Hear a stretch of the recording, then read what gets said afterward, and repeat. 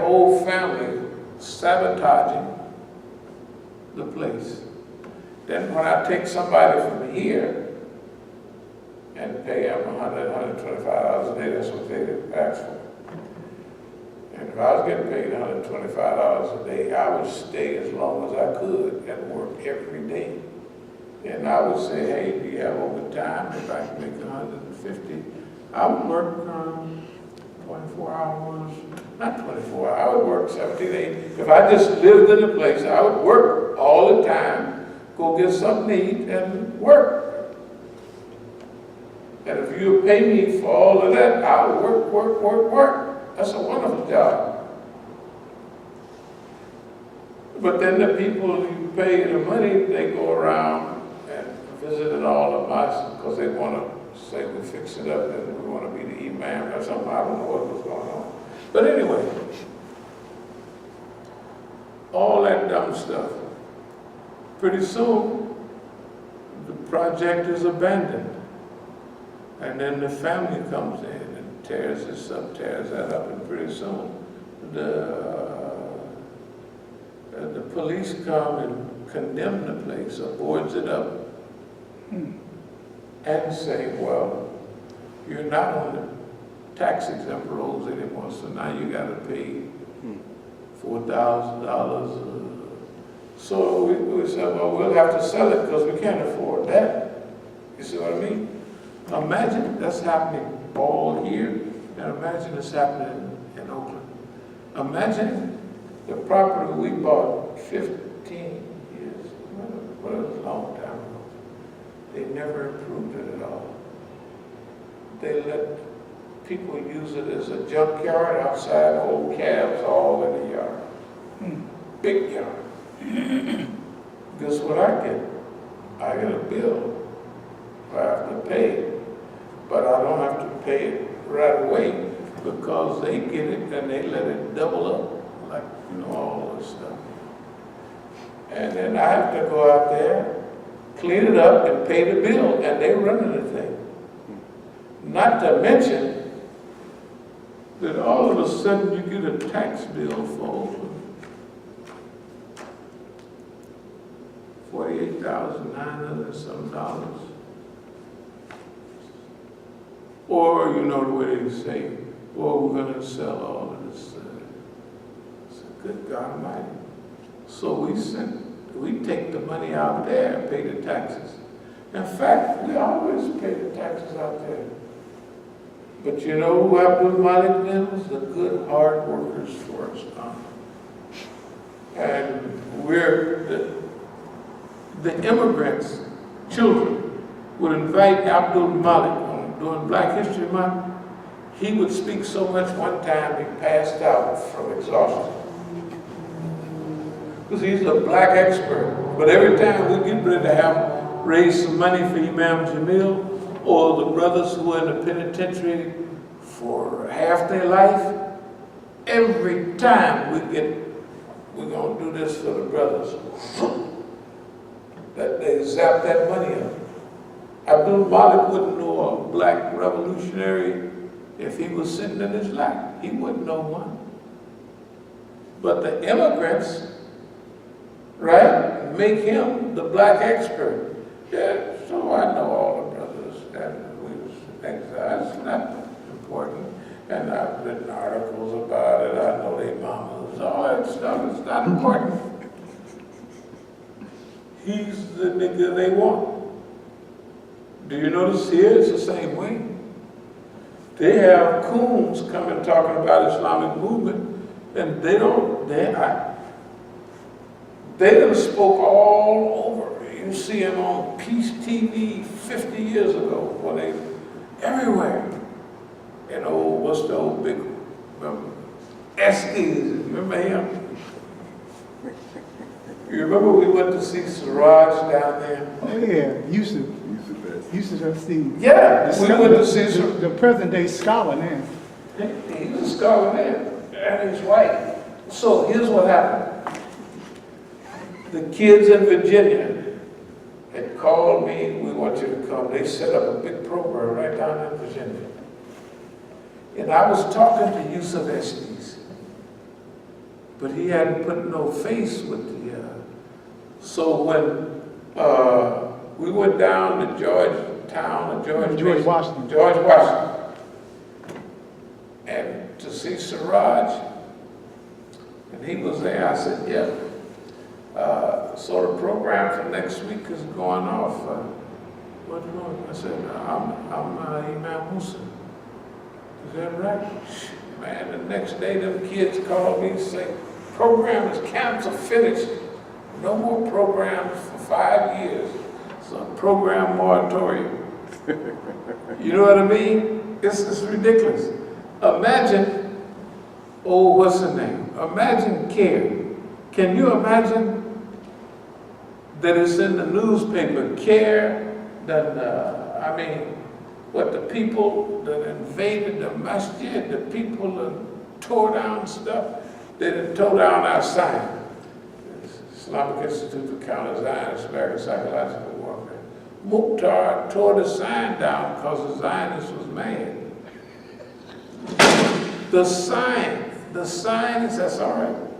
The sign itself was Scared to death. the sign was the dawah. So it was psychological guerrilla warfare. Remember we did, we had 2 institutes, one here on 8th Street and one. Okay, what do? We'd have dinner on Sunday. We just have a nice dinner. A little talk.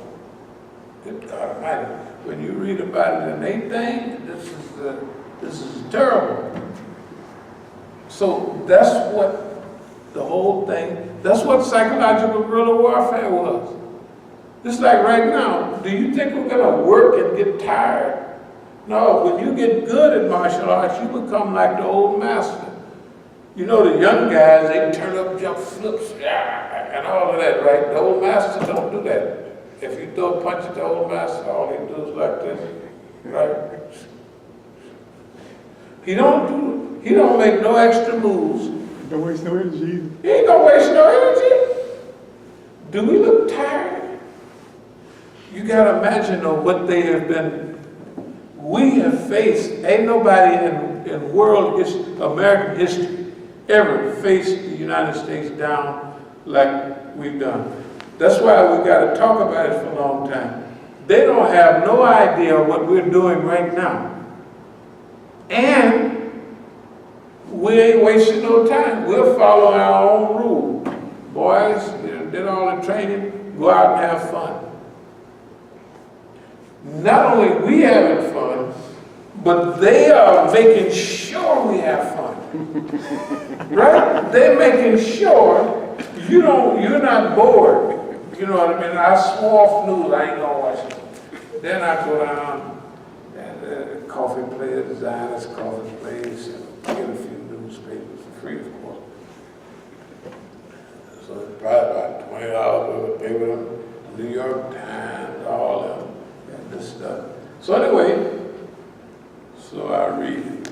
I said, boy, is Trump mentally ill? And they got the boy sitting. Look at here, this is Old Glory and this is the presidential. Look at him. He's in a straitjacket. Look at the world. Don is sitting there in a straitjacket. This is what white folks feel about it. They know Negroes wrote this article. Don is sitting there in a straitjacket. The whole time, I don't even think they make them no more like that. They got Don, and the only people that's crazy, they got, there he is, sitting behind the presidential desk, is Trump mentally ill. They saying, is this man crazy or are we crazy for electing him? And he cannot stand up to a microphone. Look, Kim Jong-un is number 2 man in the world, right? It ain't nobody don't know who he is. In Korea, North Korea is this big. Now the U.S. don't want to bother. And they can't do nothing to North Korea because China backed them the first time. Russia is in there now. You know what Russia said the other day? He said these guys act like schoolhouse children. They're saying the President of the United States is a child. And first they was talking about 8th graders, and now they're talking about elementary school. Right? That's right. The President of the United States. How could we couldn't do nothing to harm them that much? Kim Jong-un said Donald Trump is a mentally deranged U.S. dotard. Yeah, he's a dotard. Like, you know, when they talked about the prophet and they said, he's a Yaakov. Yahweh said, he's a man in disguise and he's a dotard. Hey, man, look. Yeah. And when the U.S. tries, the more fitna they try, the more unity they force. All the fitna, everything they did against. Look at Europe. What are their main problem? They main problem. They got 100 million people. See, Europe didn't used to be like that. Right. America was multiracial, Mexicans, blacks, all kind of people.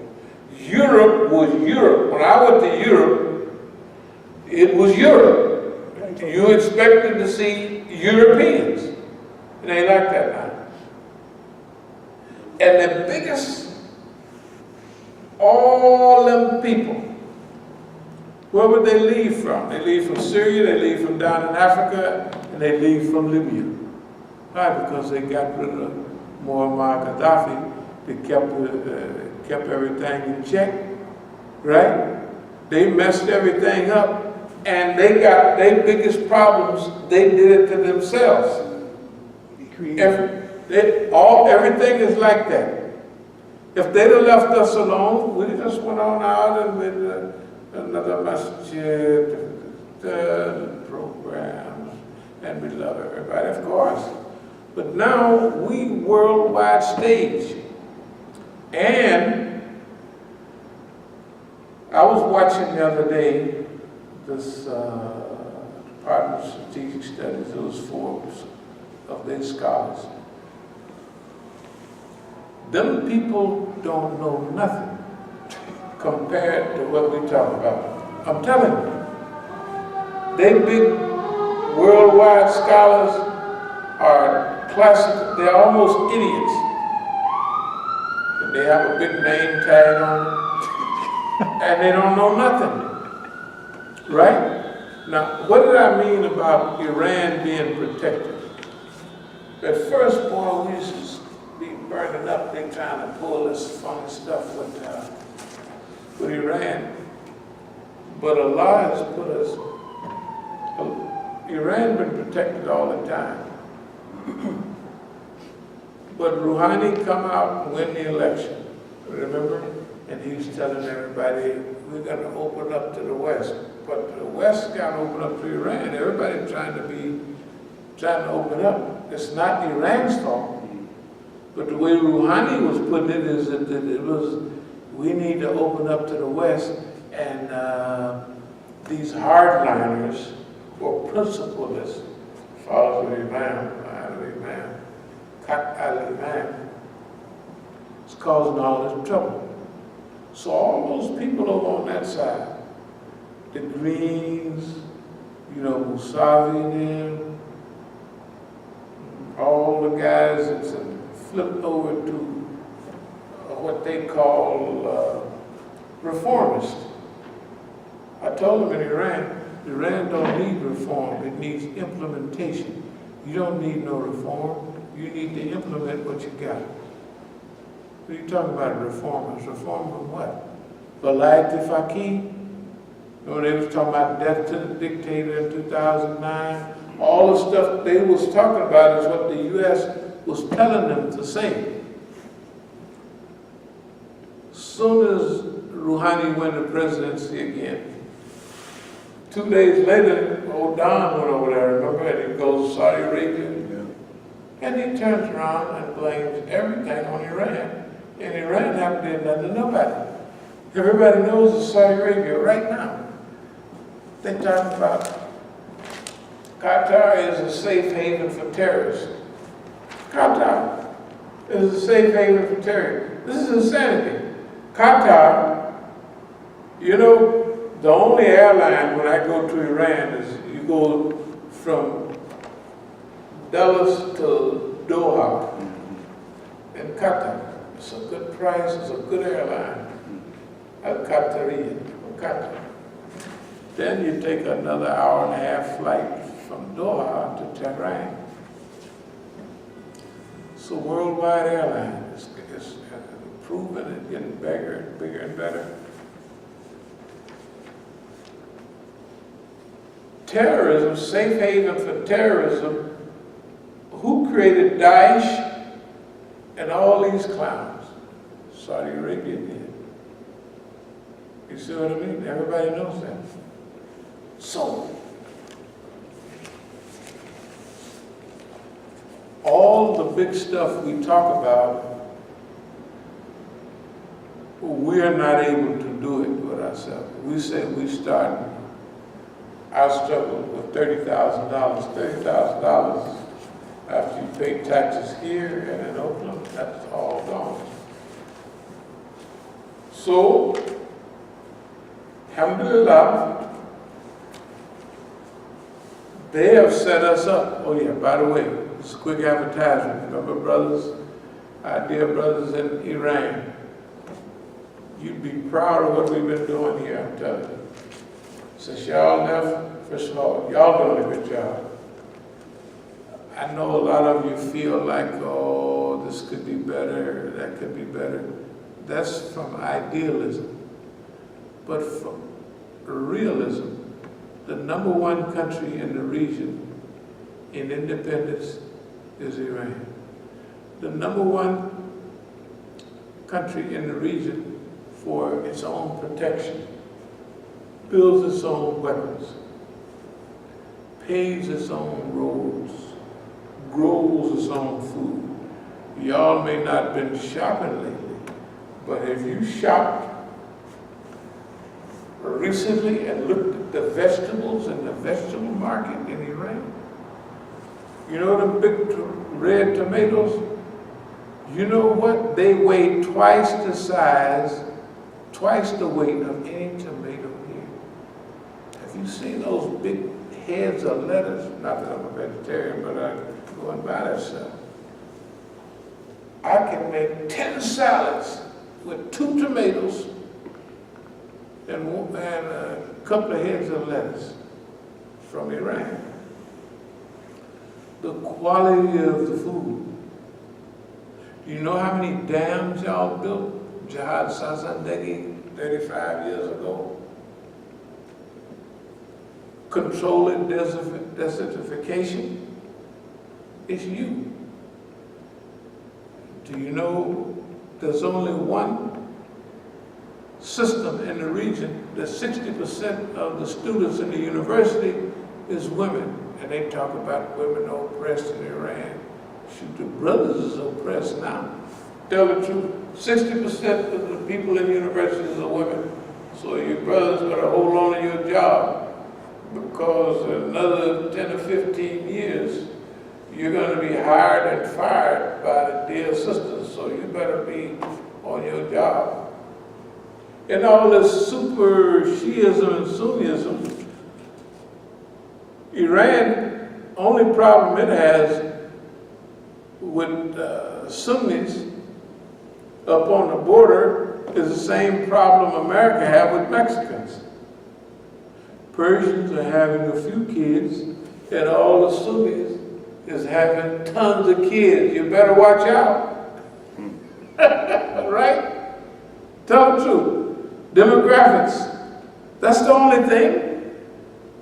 And the relationship between Sunni and Shia, they may be spending millions of dollars trying to cause trouble, but it ain't like that in Iran.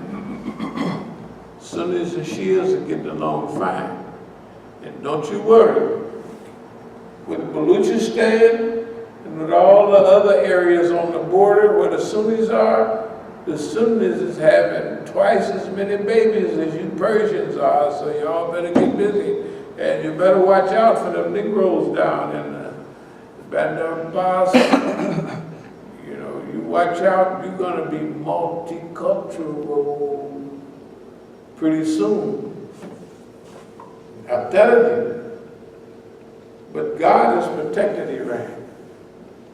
All them enemies. Now look at you. J.O.P. with Joint JCPOA. Joint Action, something on the plan. Everybody's on y'all side. Everybody. Remember the mean old Iran, the dictatorship, death to the dictator? Are they saying that about Iran, or are they saying about old Don? Huh? Old Don. Hey, man. You guys, you got a bird nest on the ground. You've earned it, though. So, now, your dear brother over here, the foreign ministry. Now, I don't mind. I'm not a crybaby. They done left your dear brother. Remember all the struggles we did for all of years in America by himself and no help. They don't help their brother at all. They avoid the brother. For the last 7, 8 years, they've been head chopping. And when I did that program 10 years ago, what did I call it? Advocate for the Islamic Republic. Advocate is like a lawyer. That means they was trying to do stuff to me to make me mad at the Islamic Republic. But we were never mad at the Islamic Republic. We were upset with them. Because the Islamic Republic love us. Y'all all love us when we was all hustling, working together, for the cause, right? Now, you know what I mean. Our dear foreign ministers and stuff like that. Hey man, all of them was in Angela. I ain't gonna tell no name, but they have a saying here. Don't ask. Don't start with them talking. I tell everything I know. That's what they used to say. Look, a few years ago, a couple of years ago, Muslim Congress had their program down in Atlanta. Now we drove up here for the program now. Way and we drove back down there. They had a whole house full of Negro Shias. Now, you might like them, but we know them boys. Hey, Imam Musa, we want to take you back about 20, 30 years. They didn't say that, that's what they were saying. We got to have a meeting. The African-American brothers got to have a meeting because these brothers here, talking about the Indo-Pakistani Shias, they don't have nothing for us. So I ain't going to no meeting. Y'all must be crazy. And you've been here about 500 years, haven't you? So why somebody came here last year got to have something for you? And you've been here all the time. You ought to have something for them. That's the way it goes. Ansar, Muhajirin.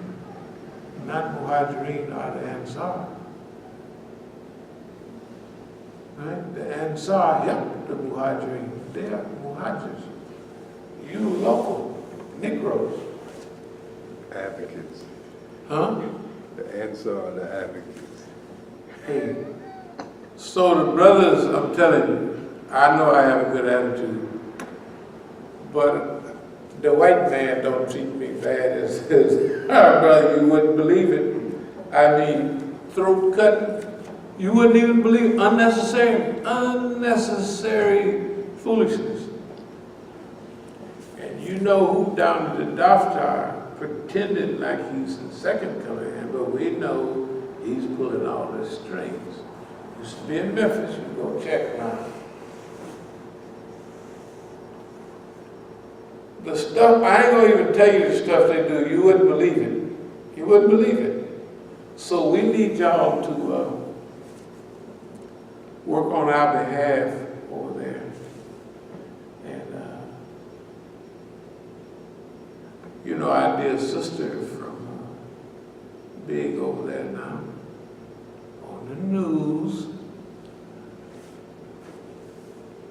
called me the other day, was on the thing there looking that other day. So was somebody else on there looking. But why don't somebody, instead of looking, why don't they help? You know, I took a flyer and a CD. Imam Hussein in America. So everybody should know what that means, right?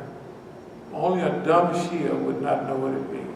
Even a dumb Shia know if you take him a flyer and a CD so he can listen to Imam Hussein in America. That means just what it means. We taking Imam Hussein moves in America, and we ain't got but a few people. Even Imam Hussein had his family here. You give them 30, 40 years, they have your family working against you, and you got to con them back, not con them, but you got to get them back in, which we do. We roll them in. This is family. I'm talking about children, family, cousins, nieces, nephews. Remember, they got a story. I give you a story that the feds told my mother. My father told me about it. The feds told my mother, she's a regular human being, but if you help us with your son, we just want to keep him safe. And my father told her they wasn't lying. They want him safe in the penitentiary. And remember, your mother, he's where? You see the news? He's in Colombia. You know the dangerousest city in the world, technically. It was Bogota, Colombia. Medellin was right there too. That's where he is. If you help us, we'll keep him safe. So my father told her, he said, yeah, they weren't lying. They want you to help keep him safe in prison, in the penitentiary. The penitentiary, that's where they were at. Which was true. So they go to your nieces, you know how your uncle is. He's a good man. He gave everybody a job, you know. But we're the good part. FBI. If you help us, we'll keep him alive. We'll keep him alive. If you take my word. None, they have the NSA. They have those people flicking dumb Trump types. If they prevail, and we can keep him just within his perimeters, he'll stay alive. We're not going to take all of his money. We'll just make sure he don't get no millions and millions. But he'll always have enough, don't worry. Even if he gets a little low, we'll send him about a couple of thousand just so he can eat. And so he won't be broke. We just want to keep him within bounds. You know what? They go for it. Every time. All the time. And they always have.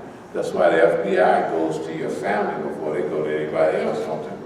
Why would they do that all these years if it didn't work?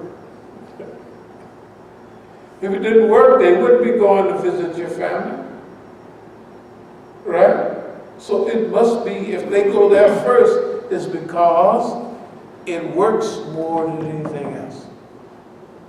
And your best friends, the government gets so detailed, they go back to when you was a little kid and the reform schools and all of that. And all of your other relatives. And I remember when Sister Bahia got in with the family and we get married and we go to family reunions, she was very skilled in note-taking. Who? He's friendly with other relatives, maybe in Milwaukee, maybe in Arkansas, where. Why? Because they didn't have access to that before, but now they got access to it. Everything, all the stuff. Your best friends, they the ones, or one of my friends, my son, we call him, we make a joke about I'm on the big end now. Let's say best friend, associated to everything. Thick as thieves. But come down to go pick up this and bring me some money. Why? Because you did it with your other best friend. You tell him meet you in Mexico, and we're gonna make a comeback, and we're gonna buy a big patch of something. I said, now you catch the bus and you're going back up to LA. I take the bus back down a little ways into Mexico, go over to the other side, and have a friend meet me and give him a nice package. This is our comeback package. And he says, well, so I'm just waiting in South America for the, I said, now we're going to take that package, we're going to build a whole, because of money, infrastructure, transportation, everything. This is the same person had buried a package years ago when it was rolling big. I said, when you go down the way, here's extra money, buy 2 packages. I mean, 2 bundles. Bury one and bring another package. He buried it. Lo and behold, when we was in deep trouble, he was in the penitentiary at Terminal Island. I'd go visit him. I said, where'd you put that package? Because you're too hot for everybody. And everybody know you getting ready to go to jail, So I dig the package up, and it pulls us out. We're already halfway ready to roll, but we out in the woods, way out in the woods. So this new package, they figure I'm out of America, I can't come back. Right? So, I buried that, and then so-and-so came by with a tiller, his brother, and tilled it up. That's it.